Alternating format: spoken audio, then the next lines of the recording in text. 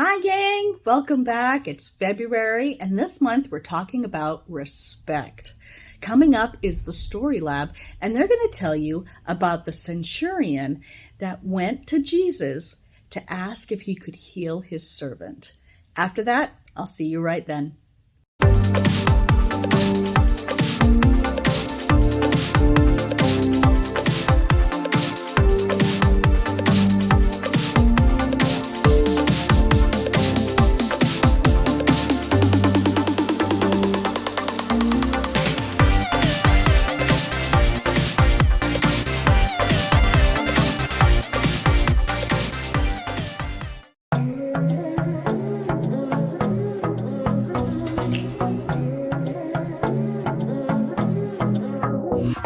Got a rhythm in my heart and in my soul. Got a reason for this joy I can't control. I wanna sing, I wanna dance, and give everyone a chance to hear about this endless love I know. Oh, what you give to me is not for me to keep. It's for the world to see your love.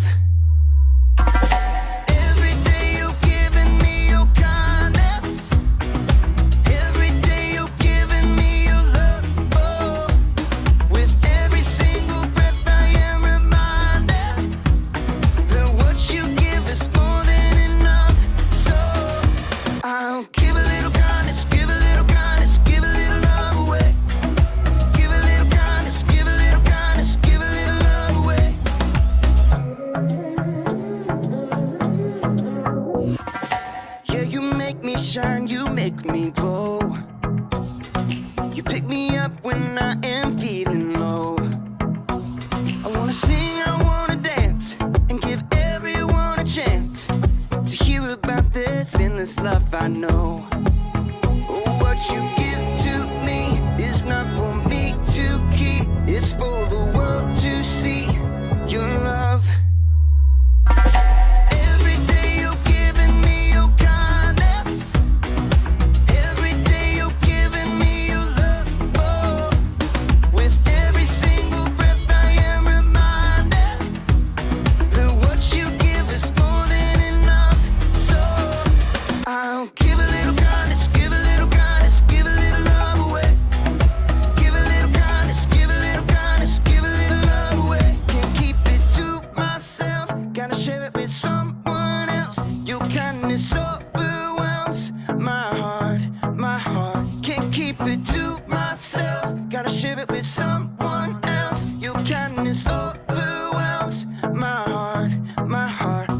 What you give to me is not for me to keep. It's for the world to see your love. Every day you're giving me your kindness. Every day you're giving me your love. Oh, with every single breath I am reminded that what you give is more than enough. So I'll give a little kindness, give a little kindness.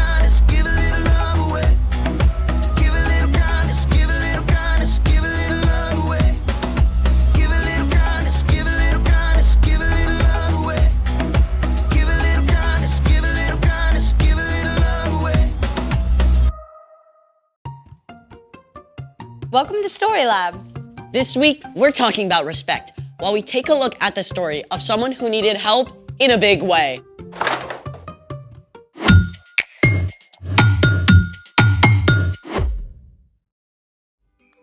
Hey, I'm Skylar. And I'm Sebastian, We're talking about respect. which is showing others that they are important by what you say and do. In today's story, we're going to hear about someone with complete power to do impossible things. So, I thought we should try something impossible. But if it's impossible, then we can't do it. This is just for fun. And if we can do it, then it's not impossible. Okay, seemingly impossible. Great, let's try it. Actually, I made a whole list of impossible things. What's the first one? Number 1, it is impossible to lick your own elbow. What? I could totally do that. Maybe? Ugh. I concede. Number 2. It is impossible to sneeze with your eyes open. A 2. Did it. No, you have to sneeze for real. Here, try this. A 2. Did it. Still fake. You try. Eyes closed. I need a tissue. Number 3. It is impossible to fold a paper in half more than 8 times. What if it's a really big paper? Okay, all right.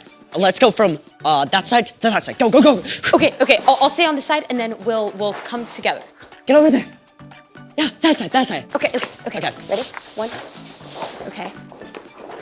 Okay, this is 1. Remember, keep 1. track. Is it straight? Fold it. Let's hold it down.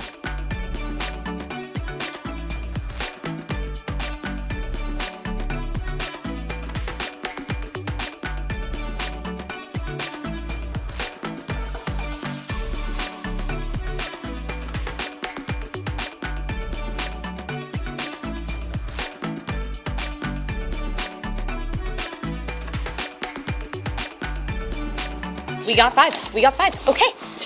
I think we can get 8. I think so. Yeah. Okay. Maybe. 6. Okay. Karate chop it. Ooh. Hey, 7. Okay, 6. Okay, you got it. Okay. Okay. 7. I really thought we were gonna get 8. Yeah. Number 4. Wait, I got one. Number 4. It's impossible to eat just one potato chip.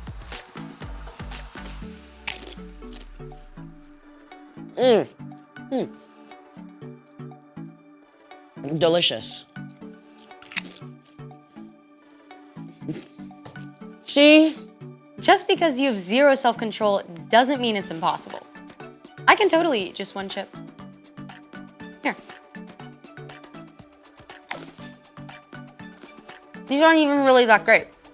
I mean, they're not even potato. They're like mushed corn, rice, and chemicals all toasted up and sampled out. Just tricking our brains into thinking they're salty, crispy, potato.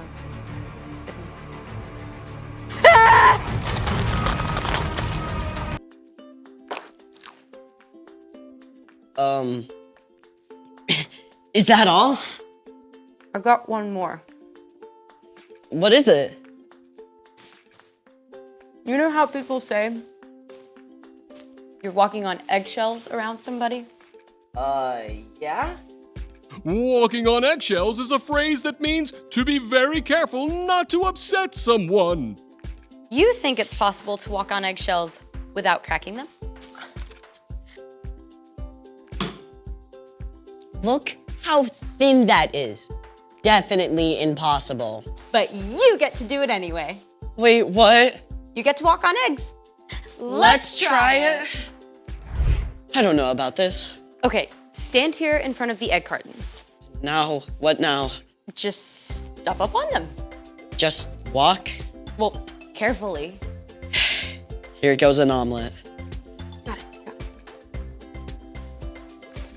The curved arch of the eggshell distributes pressure evenly all over the egg rather than concentrating it on one point. That's why engineers even use arches in designing buildings and bridges. How do you feel?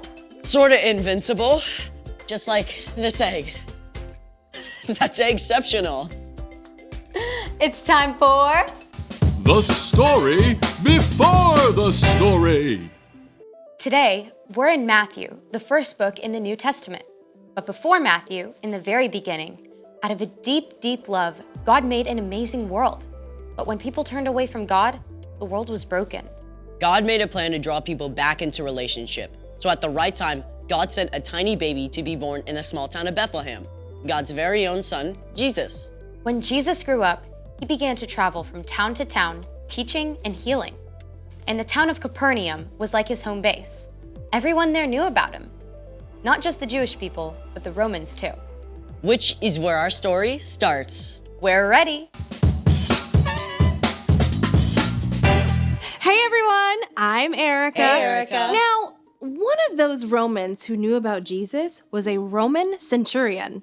This man was important. He commanded at least 100 soldiers who did exactly as ordered with no question.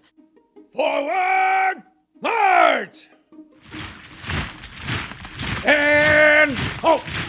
You there! Get me a fig and walnut sandwich at once! Yes, sir.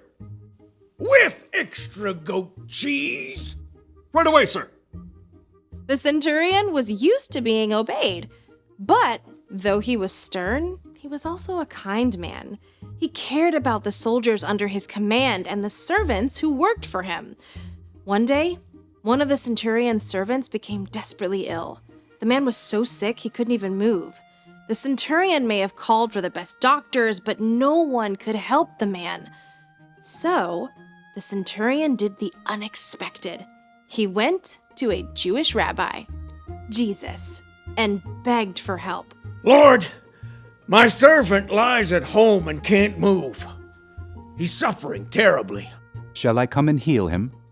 Now you have to understand, going to the home of a non-Jewish person would make Jesus unclean. It was completely against Jewish custom, but Jesus cared more about the sick man than what people might say. It turned out the centurion did not ask Jesus to come to his home. Instead, he said, Lord, I am not good enough to have you come into my house. But just say the word and my servant will be healed. I myself am a man under authority.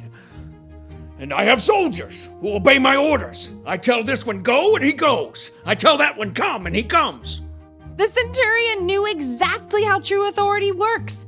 He knew that when he gave a command, he spoke with the power of the Roman emperor, and it would be carried out instantly. And he believed that Jesus' power and authority were so great that all Jesus had to do was speak a word from anywhere, and the servant would be healed. And you know what? The centurion was right. Jesus turned to the crowd around him and said, What I'm about to tell you is true. In Israel, I have not found anyone whose faith is so strong. Jesus made it clear that anyone who has faith can be a part of God's kingdom, not just people who come from the right background. Then, Jesus turned to the centurion and spoke the very word the man had hoped to hear. Go. It will be done just as you believed it would. Filled with joy, the centurion raced home, and sure enough, his servant ran out to greet him, completely whole and healed, just as Jesus had said. The end. Wow, I mean, like, remote control healing?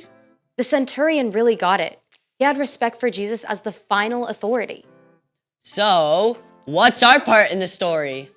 Well, like we've seen, God can do the impossible with a single word. God is all-powerful and all-loving. That means God deserves our ultimate respect. God is most important. Our lives are full of all kinds of things, good things, but our time and attention should go to God first. You can talk to God throughout the day. In the morning when you get up, Or when you're waiting for the bus or in the car, Or when you're at the lunch table or at dinner with your family. right before you're about to go to bed. No matter what you face, whether it's a friend who's sick or a tough math test, God is the one who can give you the strength and patience and peace you need to get through your day. when you make a habit of putting God first, you can do anything.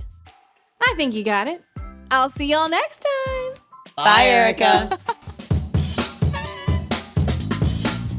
So here's the thing. Remember, God is most important. Okay, I want to do the egg thing. Hey, don't you need to take off your shoes?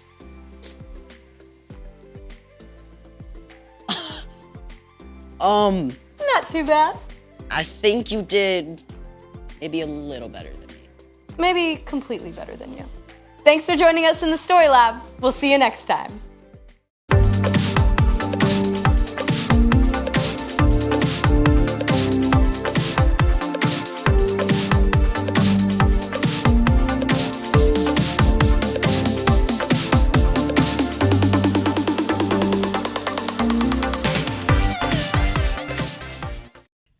good story. I mean, that centurion had some serious faith. And we know that if you have faith, you are welcome into the kingdom of God. So we have to remember that God is most important and he deserves our respect. So see you guys next week. Bye.